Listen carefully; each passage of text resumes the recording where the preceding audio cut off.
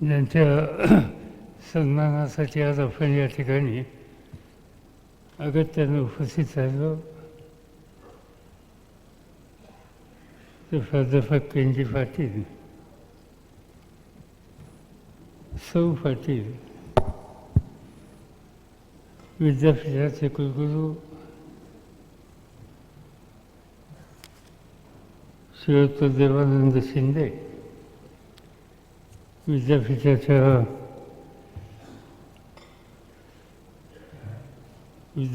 उपकुलगुरू doctor Shelke, कुलसचिव नांदिवडेकर,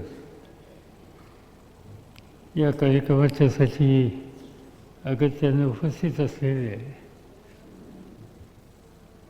एन.जी. पाटलांच्याबद्दल आस्था असलेले सगळे विविध क्षेत्रातले मान्यवर,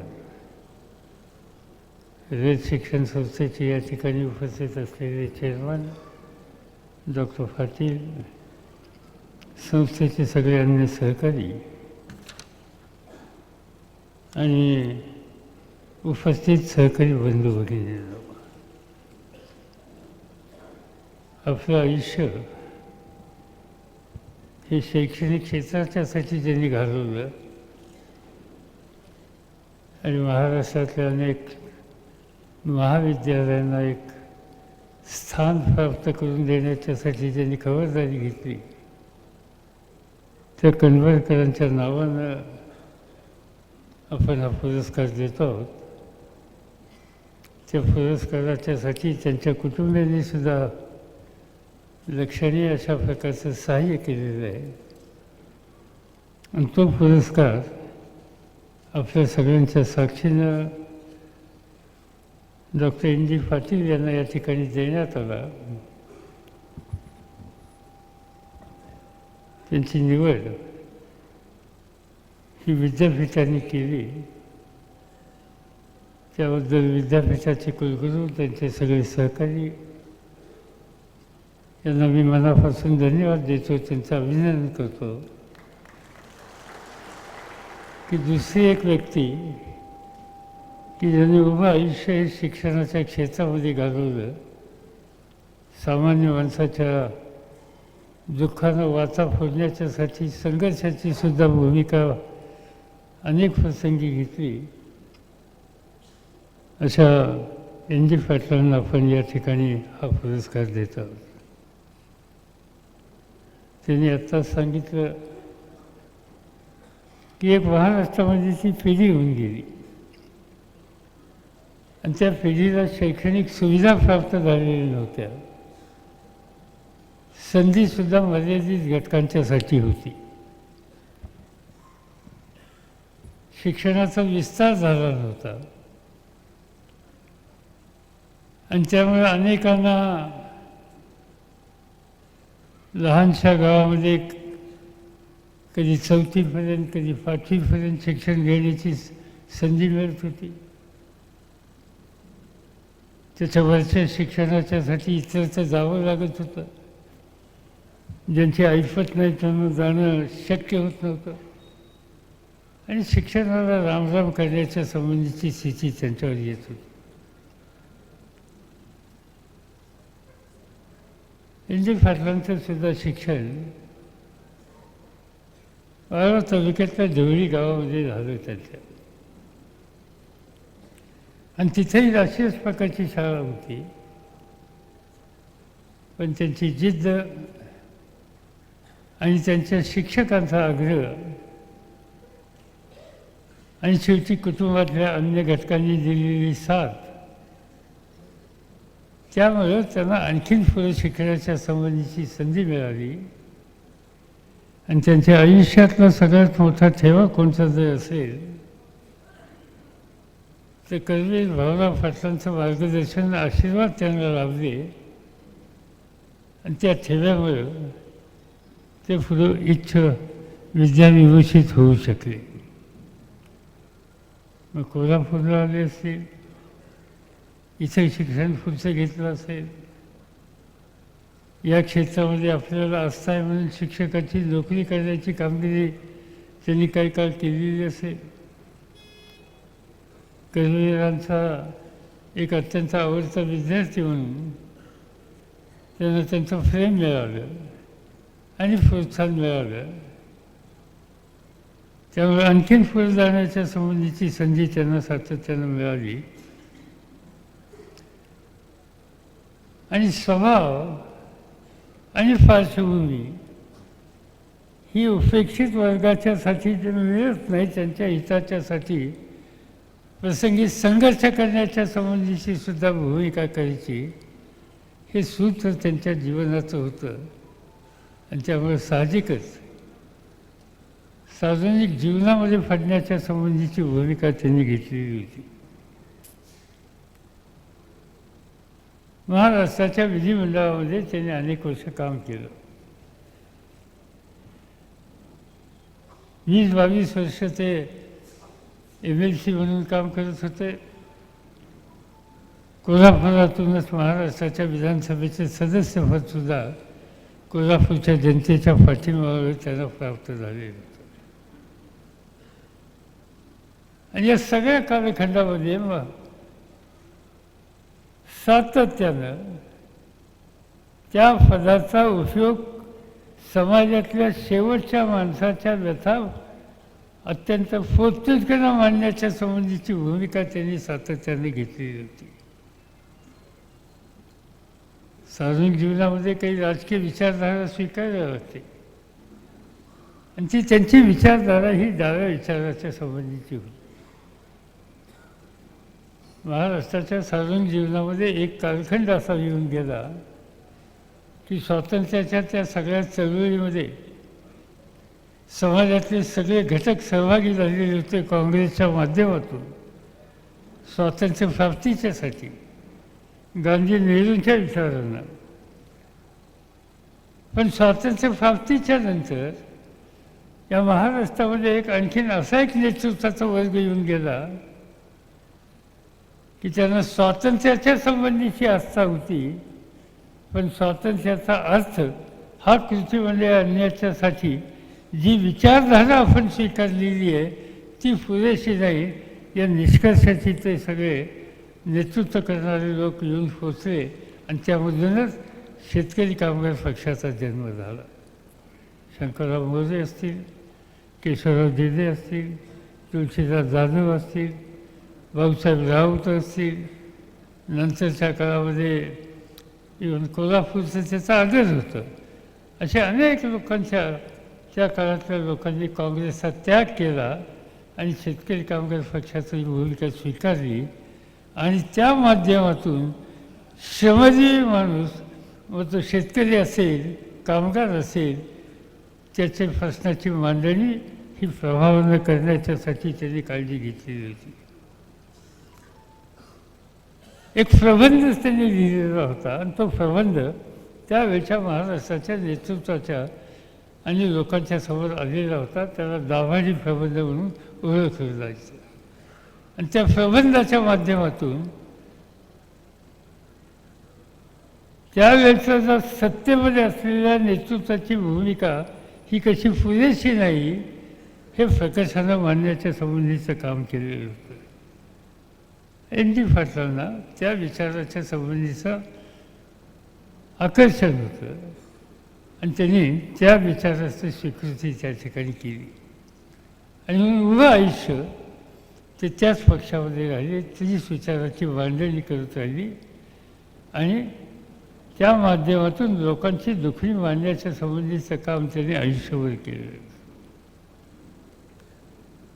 आमदार म्हणून काम केलं. माझी मोठी गमतीची परिस्थिती होती. ते माझे मोठे मेहुणे, माझ्या बहिणीचे, माझ्यापेक्षा मोठ्या बहिणीचे ते यजमान. मी वयाने लहान, कुटुंबात त्यांच्यापेक्षा लहान, पण मी महाराष्ट्राच्या मंत्रिमंडळात मंत्री आणि ते विरोधी पक्षाचे नेते. त्यामुळे मोठी कठीण परिस्थिती असायची. जे काही त्यांना मांडायचं ते मांडण्याच्यासाठी आपला मेहणासमोर बसला आहे याची कधी त्यांनी चिंता केली नाही. तुम्ही आत्ता बघितलं, थोडं आमच्या बहिणींनी त्यांनी सांगितलं थांबा, हा मंडळीचं व्हीप चालत नाही. आता हा सुद्धा व्हीप चालला नाही तर आमचा कुणाचा काही व्हीप चालतो त्या ठिकाणी. आणि त्या विधिमंडळामध्ये आमचा व्हीप कधी चालला नाही आणि ते चालवण्याच्या संबंधीचा प्रयत्न सुद्धा आम्ही कधी त्या काळामध्ये केले नाही. पण एक गोष्ट त्याच्यातली महत्त्वाची होती की विचाराची मांडणी करण्याच्या संबंधीचं काम ते ज्यावेळी विधिमंडळामध्ये करायचे तर सबंध विधिमंडळ अत्यंत शांततेनं त्यांचा शब्द आणि शब्द हा कानात करून ठेवावा या पद्धतीने स्वीकारायचा. त्या सबंध मांडणीमध्ये कुठेही वैयक्तिक स्वार्थ नव्हता, संकुचित विचार नव्हता. विचार फक्त समाजातल्या शेवटच्या माणसाच्या डोळ्यातले अश्रू पुसण्याच्यासाठी ज्या धोरणाची आणि नीतीची आवश्यकता आहे त्याच्याबद्दलची आग्रहाची मांडणी होती. यापेक्षा दुसरं काम विधिमंडळामध्ये त्यांनी कधी केलेलं नव्हतं. सत्ताधारी पक्षावर कोरडे ओढायचे, पण त्या कोरड्यामध्ये व्यक्तिगत अशा प्रकारची भूमिका यत्किंचित सुद्धा नसायची. जी भूमिका असायची ती सामान्य माणसाच्या हिताच्या संबंधीची असायची. आणि काम त्यांनी जवळपास 18-19 वर्ष विधान परिषदेमध्ये आणि 5 वर्ष विधानसभेमध्ये ही करण्याच्या संबंधीची कामगिरी त्यांनी केलेली होती. त्यांच्या आयुष्यात एक अपघात झाला विधिमंडळामध्ये. तो अपघात असा होता की 1978 साली आम्हा लोकांचे मतभेद झाले काँग्रेसमध्ये. आणीबाणीच्या नंतर काही धोरणाच्या संदर्भाचे मतभेद झाले आणि महाराष्ट्राचे मुख्यमंत्री वसंतदादा पाटील होते. मी त्यांच्या मंत्रिमंडळात मंत्री होतो आणि काही धोरणात्मक गोष्टीच्या संबंधीची आमची चर्चा व्हायची. त्याच्यात अंतर वाढत गेलं आणि शेवटी आम्ही ठरवलं की या मंत्रिमंडळातून बाहेर पडायचं. आणि आम्ही बाहेर पडलो आणि राज्याच्या नेतृत्वाची धुरा 78 साली माझ्याकडे आली आणि माझ्या मंत्रिमंडळाची यादी करण्याच्यासाठी आम्ही बसलो. एस.एन. जोशी होते, उद्धवराव पाटील होते, आणखीन काही लोक होते आणि त्या सगळ्यांच्या समोर मंत्रिमंडळाची यादी केली आणि त्याच्यामध्ये एन.जी. पाटलांचं नाव आलं. त्यांना काही मंत्रिमंडळात मंत्री येण्यात यत्किंचित रस नव्हता, पण त्या कालची एक स्थिती अशी होती आव्हानाची, एक आग्रह होता सगळ्यांचा आणि त्यामुळे त्यांनी जबाबदारीची शेवटी स्वीकारायला हो ना करत हो म्हणून संमती दिली आणि सहकार खात्याचं काम आम्ही त्यांच्याकडे दिलं. यापूर्वी आम्ही त्यांची भाषणं ऐकली होती. तासनतास त्यांनी एखादी भूमिका मांडण्याच्यासाठी अभ्यासपूर्ण मांडणी कशी केली याचा अनुभव आम्हा सगळ्यांना होता. पण मंत्रिमंडळामध्ये आणि प्रशासनामध्ये जाऊन काम करण्याच्याबद्दलची जबाबदारी पडल्याच्या नंतर ते काम कसं करायचं याची पाहणी आम्ही कधी केलेली नव्हती. त्याचा अनुभव आम्हाला त्यांच्याकडून कधी नव्हता. पण ते काम हातामध्ये घेतलं, ते काम 100% यशस्वी झालं पाहिजे आणि त्या कामाची पूर्तता करत असताना तो शेवटचा माणूस समाजातला, तळागाळातला, खेड्यापाड्यातला, मुंबईच्या झोपडपट्टीतला तो नजरेसमोर ठेवून त्याच्या जीवनामध्ये परिवर्तन करण्याच्यासाठी या सत्तेचा वापर कसा करायचा एवढं एकमेव सूत्र त्यांच्या त्या प्रशासनाच्या अधिकाराच्या कालखंडामध्ये त्यांनी दाखवलं. त्याचा उल्लेख या ठिकाणी मानपत्रामध्ये झाला. एकाधिकार कापूस योजना सबंध देशामध्ये कुठेही योजना नव्हती. त्याच्या आधी यशवंतराव मोहिते हे सहकार मंत्री होते, त्यांनी त्याची मांडणी केली आणि पुन्हा एकदा ही योजना तहकूब करण्यात आलेली होती. पण महाराष्ट्रामध्ये ऊसाच्या पेक्षा सुद्धा अधिक संख्येनं शेतकरी वर्ग कापसाचं पीक घेतो आणि त्याला न्याय मिळत नाही आणि त्याच्यासाठी त्याला किमतीच्या संबंधीची खात्री द्यायची असेल तर एकाधिकाराच्या संबंधीची खरेदीची योजना सरकारने ही केली पाहिजे. ही भूमिका त्याच्या पाठीमागची होती. हा विषय सहकार खात्यामध्ये होता आणि त्याची पुन्हा एकदा सुरुवात करण्याचा निर्णय आम्ही लोकांनी घेतला आणि सहकार खात्याचे मंत्री म्हणून ते काम त्यांच्याकडे होतं. आणि मला आठवतं आहे की महाराष्ट्रातल्या जिथं जिथं कापूस पिकतो त्या सगळ्या कापूस पिकवणाऱ्या गावातल्या कृषी बाजार समितीमध्ये रात्री 1-1, 2-2 वाजेपर्यंत जाऊन त्या शेतकऱ्याचा कापसाची मोजणी बरोबर होती का नाही, त्याला किंमत त्याच्या फरदात मिळते का नाही याची पाहणी करण्याची कामगिरी NG पाटलांनी अत्यंत समर्थपणाने केली. आणि त्यामुळं ती योजना महाराष्ट्रामध्ये त्यांच्या कालखंडामध्ये राबवली गेली. अनेक गोष्टी अशा मला आठवतं आहे की मुंबई, पुणे या शहरांच्यामध्ये कृषी बाजार समित्या ह्या विभागलेल्या होत्या. मुंबईमध्ये भायखळ्याला बाजार समितीचं काम चालवायचं, मुंबईमध्ये दादरला काम चालवायचं, आणखीन काही तिसऱ्या ठिकाणी चालवायचं. शेतकऱ्याच्या मालाला त्या ठिकाणी न्याय मिळायचा नाही आणि म्हणून स्वतंत्र मार्केट करण्याचा निर्णय आम्ही घेतला. नव्या मुंबईमध्ये हे मार्केट करावं असं ठरवलं. तीच अवस्था पुण्यामध्ये होती. पुण्यामध्ये सुद्धा अनेक ठिकाणी शेतकऱ्याचा माल जायचा, तिथं मालाची किमतीची खात्री नसायची आणि म्हणून एक स्वतंत्र मार्केट करण्याच्याबद्दलचा निर्णय घेतला गेला. आणि हे निर्णय ज्यावेळेस घेतले गेले त्यावेळेस समस्त व्यापाऱ्यांनी त्याच्या बहिष्कार टाकण्याच्या संबंधीची भूमिका घेतली. आणि त्याच वेळेला सहकार खात्याची सूत्र NG पाटलांच्याकडे होती आणि त्यांनी त्या सगळ्या मार्केटमध्ये जाऊन तिथं शेतकऱ्याचा माल येईल कसा आणि शेतकऱ्याच्या मालाची फसवणूक कोणी करणार नाही कसं आणि त्याच्या फर्जामध्ये तातडीने त्याच्या घामाची किंमत कशी जाईल याची काळजी त्यांनी घेतली. आज महाराष्ट्रातल्या कृषी बाजार समित्या संबंध देशात यशस्वी झालेल्या आहेत. त्याचा पाया नारायणरावने आपल्याकडे सहकार खात्याची सूत्र होती त्या कालखंडामध्ये घातला आणि ह्या गोष्टी आम्ही लोकांनी जवळून बघितलेल्या आहेत. शिक्षण हा त्यांचा अत्यंत आवडता विषय आणि मधुकरराव चौधरी शिक्षण मंत्री असताना मला आठवतं आहे चित्रताई नाईक त्यावेळेला ह्या डायरेक्टर एज्युकेशन होत्या. त्या सगळ्या तज्ज्ञांनी बसून एक शिक्षणाचं नवीन धोरण ठरवलं आणि त्याचं नाव शिक्षणाचा आकृतिबंध. आणि त्या आकृतिबंधाच्या माध्यमातून सूत्र काय होतं, सूत्र हे होतं की सगळ्यांनाच वरपर्यंत शाळेमध्ये कॉलेजमध्ये जायची आवश्यकता नाही. ज्याच्यात कुवत मर्यादित त्यांनी कुठं थांबलं पाहिजे. आणि हा आकृतिबंध त्या ठिकाणी मांडल्याच्या नंतर नारायणरावांच्या नजरेसमोर तो आल्याच्या नंतर त्यांनी महाराष्ट्र संबंध फेटून टाकला. संबंध महाराष्ट्रामध्ये दौरे केले आणि कुटुंबातल्या गरीब माणसाच्या घरातल्या मुलाला पार्श्वभूमी शैक्षणिक नसल्यामुळं पंचायत समिती आणि जिल्हा परिषदेच्या शाळेमध्ये शिक्षण घेत असताना पूर्ण संधी आणि सुविधा नसताना त्याला काही मर्यादा येत असतील तर त्याचं शिक्षण मध्येच थांबवायचं हा त्याचा अन्याय आहे.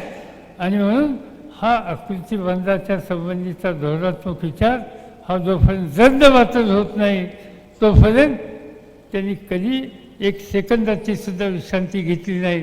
संबंध महाराष्ट्रामध्ये जाऊन ठिकठिकाणी जनमानसामध्ये जागृती केली आणि विधिमंडळामध्ये संबंध सरकारला फोडून काढण्याच्या संबंधीची ही भूमिका त्यांनी घेतलेली होती. आणि मला आठवत आहे की एकदा बोलत असताना त्यांनी सांगितलं एक गमतीचं वाक्य. कारण चित्रा नाईक या शिक्षण खात्याच्या सचिव होत्या आणि खरं म्हणलं तर हा संबंध जो काही आकृतिबंध केलेला होता या काही लोकांनी केलेला होता, त्यांनी केलेला होता. पण हे कोणी सांगत नव्हतं की याच्या मागे नक्की कोण आहे. आणि म्हणून सहज त्यांनी एकदा सांगितलं की या चित्राचा खरा नायक कोण आहे हे आमच्यासमोर राहणार म्हणून. आणि नंतर लोकांच्या डोक्यात प्रकाश पडला की याच्या पाठीमागे त्यांचा रोग कुणाच्या संबंधीचा आहे.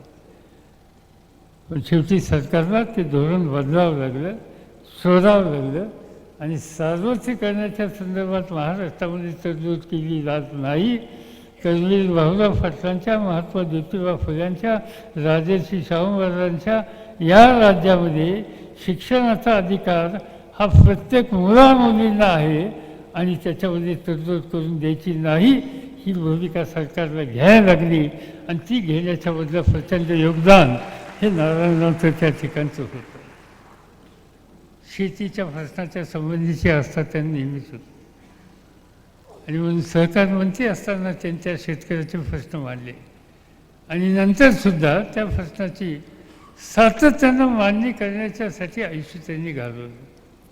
कधी उसाला किंमत मिळत नाही म्हणून भांडण केलं, कधी ज्वारीची एकाधिकार होत नाही म्हणून भांडण केलं, कधी भाताला चांगली किंमत मिळावी म्हणून संघर्ष केला, कधी कापसाच्या संबंधीचा संघर्ष केला. असं कुठलं पीक महाराष्ट्रातलं नाही त्या पिकाच्यासाठी त्या शेतकऱ्याच्या फर्जामध्ये न्यायाचं माफ करावं याच्यासाठी यांनी कधी अग्रही भूमिका समाजामध्ये घेतलेली नाही आणि ते सातत्याने घेतलेली होती. अनेक गोष्टीच्या संबंधीच्या सांगता येतील. या प्रश्नाच्या संबंधी त्यांना आस्था आणि आग्रह भूमिका त्यांची किती होती हे आजही ऐकायला मिळतं. त्यांची तब्येत अलीकडे बरी नव्हती. आम्ही लोक मतदानाला जाऊन त्याला भेटायला जायचो आणि असं वाटायचं की थोडं काही विस्फोरण होतं आहे का, प्रकृतीची अडचण होतं आहे का काय. पण मला गेल्या 8-10 दिवसापूर्वी माझ्या वाचनात आलं की कोल्हापूरच्या शेतकऱ्यांनी लांबून लांबून पाणी आणून त्या पाण्याची योजना करून आपलं शिवार हे बागायत केलं, त्याच्यासाठी लिफ्ट इरिगेशन केल्या, त्यासाठी सरकारची वीज घेतली आणि तब्येत ठीक आहे का नाही या संबंधीची चर्चा लोकांच्यात असताना तब्येत ठीक नसतानासुद्धा माझ्या वाचनामध्ये आलं की गेल्या 10-12 दिवसापूर्वी विजेच्या प्रश्नावर शेतकऱ्यांच्यावर या जिल्ह्यामध्ये राज्यामध्ये अन्याय येतो आहे आणि म्हणून त्यासाठी कुठेतरी जाऊन त्या एका सभेमध्ये एक मोठं भाषण त्यांच्या ठिकाणी दिल्याच्या संबंधीचं माझ्या ऐकिवात होतं. आणि त्याचं कारण हे की स्वतःच्या प्रकृतीचं काय व्हायचं होईल ते होईल, पण शेतकऱ्याची प्रकृती ही कायम चांगली राहिली पाहिजे, त्याच्या तब्येतीचा विचार हा कायम चांगला राहिला पाहिजे. आणि हीच भूमिका त्यांनी सातत्याने त्या ठिकाणी घेतलेली होती. आणि तर माझ्या मते तो विचार त्यांच्या मनातलं शेवटपर्यंत कधी जाणार नाही. रयत शिक्षण संस्था हे त्यांचं दुसरं घर होतं. कधी कधी मला कधी सांगता येतं नक्की घर त्यांचं कोणतं, रयत शिक्षण संस्था होतं का आमच्या बहिणीचं घर त्यांचं होतं हे काही आम्हाला कधी समजलं नाही. पण रयत शिक्षण संस्थेच्यामध्ये ज्या पद्धतीची त्यांनी एक बांधिलकी ठेवली, अण्णांचा एक कार्यकर्ता म्हणून काम केलं, त्याच्यातलं एक प्रतिनिधी म्हणून काम केलं, मॅनेजिंग काउन्सिलचं एक सदस्य म्हणून काम केलं, रयत शिक्षण संस्थेचे चेअरमन म्हणून अनेक वर्ष काम केलं.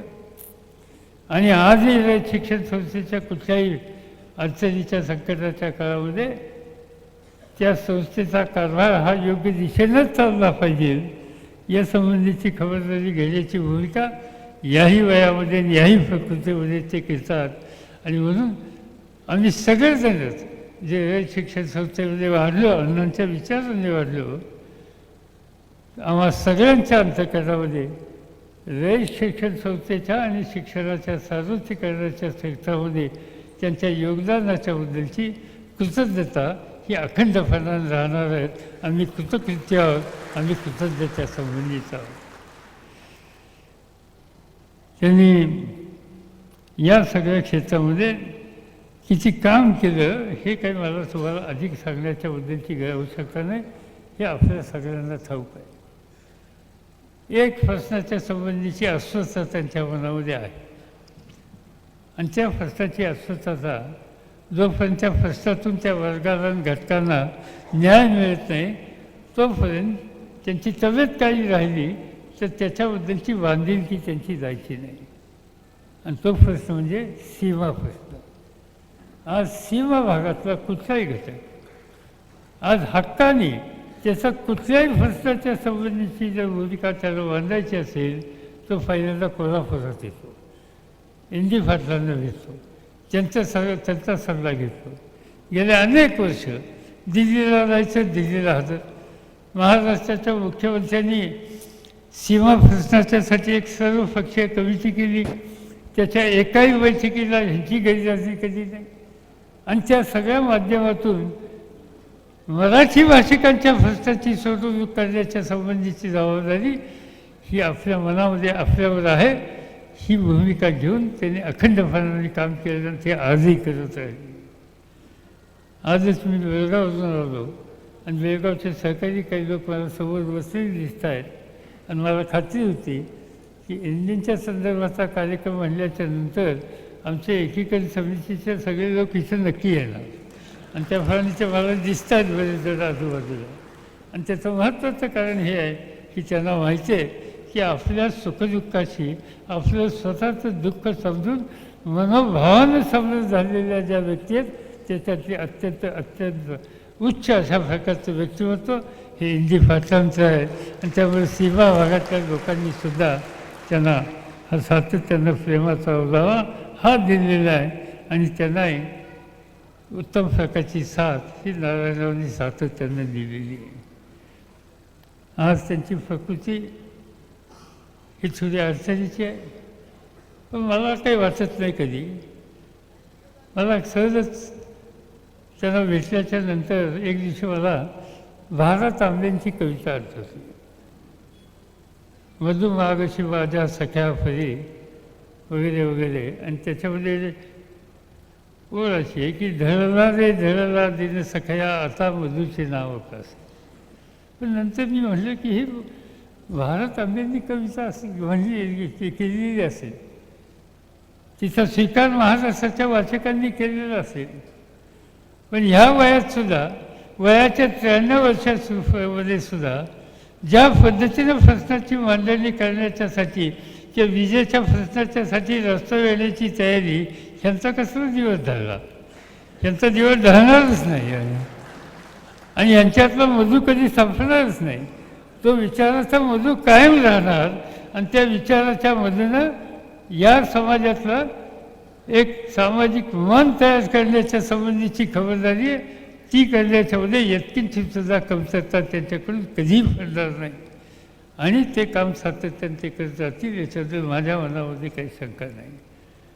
आणि म्हणून खूपदा आमच्या म्हणजे मी काही धाडस करत नाही, पण आमच्या बहिणीला मधनं सांगावं लागतं त्यांना आता थांबा. आणि थांबा म्हणून सांगितलं की सचकन ते म्हणतात नाही हा मी काही कोणाचं ऐकून या ते कधी घेणार आहे, मला हवायचे मी बोलल्याशिवाय राहणार आहे. आणि म्हणून आपल्याला हवायच्या पद्धतीचं आयुष्य जीवनभर जगले, आपल्याला हवायच्या वर्गाच्यासाठी बांधिलकी जन्मभर ठेवली. आपण निर्मल जीवन सार्वजनिक जीवनात कसं करायचं ठेवायचं याचा आदर्श उभं आयुष्य ज्यांनी ठेवला, मी त्याच पद्धतीने जाणार ही भूमिका घेऊन ते चाललेले आहेत.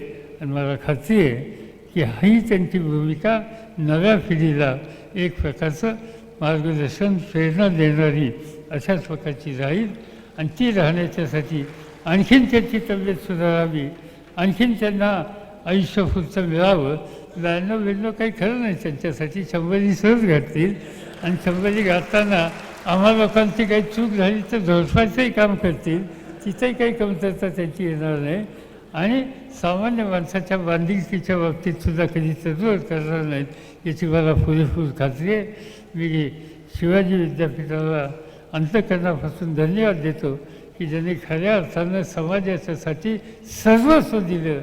अशा व्यक्तिमत्वाला ज्या व्यक्तीने शिक्षणाच्या क्षेत्रामध्ये मोलाची कामगिरी केली त्या कणेरकरांच्या नावानं जो आपण या ठिकाणी पुरस्कार देतो त्या पुरस्काराला अत्यंत उचित अशा प्रकारची व्यक्ती या ठिकाणी आपण निवडली, त्याबद्दल त्यांना धन्यवाद देतो. आता हा 1,51,000 धनादेश विद्यापीठाने त्यांना हा या कणेरकरांच्या या सूचीमधून देण्यात आलेला आहे. तो मला तो डॉक्टर पाटील आहेत तिथं, नुसते हात वर करू नका, चेक घ्यायला या.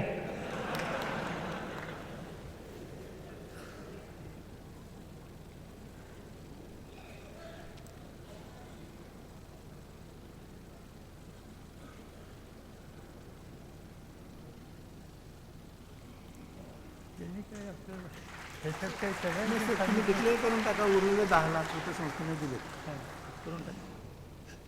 संस्थेचा अध्यक्ष आणि संस्थेचे चेअरमन अशा आम्ही दोघंही या ठिकाणी उरलेल्या 10 लाखाची जी गरज आहे ती संस्थेच्या वतीनं या ठिकाणी सुपूर्द केली जाईल आणि त्याच्यातला हा 1,51,000चा चेक संस्थेकडे सुपूर्द करण्याचं काम मी आपल्या सगळ्यांच्या साक्षीने करतो. बस यापेक्षा अधिक काही बोलण्याची आवश्यकता नाही. पुन्हा एकदा विद्यापीठाला धन्यवाद देतो आणि माझे 2 शब्द संपवतो. पण मी आपल्याला एकच सांगेन की आपण एन जी पाटलांचं उत्तर देणारं भाषण जे आहे त्याच्या कॉपीज मला माहिती नाहीत किती छापल्यात, पण माझी अशी इच्छा आहे की आपल्यापैकी प्रत्येकाने त्यांचं हे भाषण वाचण्याची आवश्यकता आहे. याच्यातून एक नवीन विचार आणि नवीन दिशा ही देण्यात आलेली आहे. जय हिंद.